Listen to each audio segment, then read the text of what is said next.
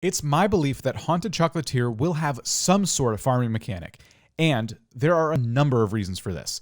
The first one, obviously, being that Haunted Chocolatier is being developed by the same person who created Stardew Valley, which is, as we know, all about farming. However, there are some less obvious factors here that made me come to this conclusion. Taking a look at the Haunted Chocolatier FAQ, when answering the question, is the gameplay similar to Stardew Valley? ConcernedApe's response is, Haunted Chocolatier is another town game where you move to a new town and try your hand at a new way of living. And he goes on to say, Haunted Chocolatier is more of an action RPG compared to Stardew Valley, and instead of a farm being the focal point of your endeavors, it's a chocolate shop. This explanation got me thinking about what our first moments in Haunted Chocolatier might look like.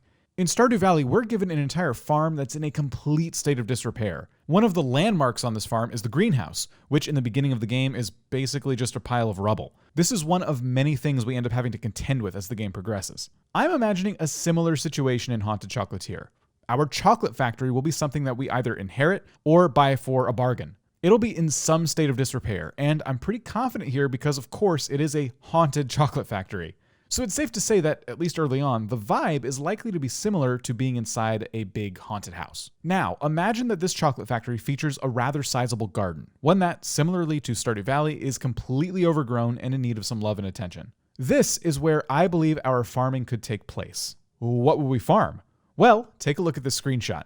This recipe book has a lot of information. The type of dessert, the ingredients needed to make it, the value of that dessert, what I assume is the time needed to make the dessert, the benefits of eating it, and of course a brief description.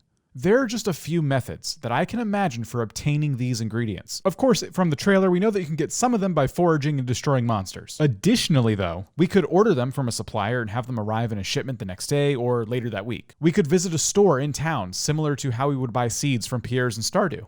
Or we could grow our own cocoa beans and raise our own cows to make our chocolate truly from scratch. We'd be creating a high-quality, fully organic, creamy and delicious chocolate bar capable of putting our chocolate factory on the map.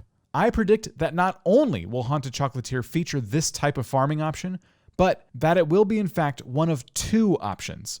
You can either choose to farm your own chocolate, or you can choose to purchase lower quality ingredients from none other than JojaMart itself. But we'll save that for a future prediction video, which is why you should subscribe if you haven't already done so. Not to mention, you won't want to miss out on future Haunted Chocolatier news updates, as well as the occasional Stardew Valley stream. I'll see you next time.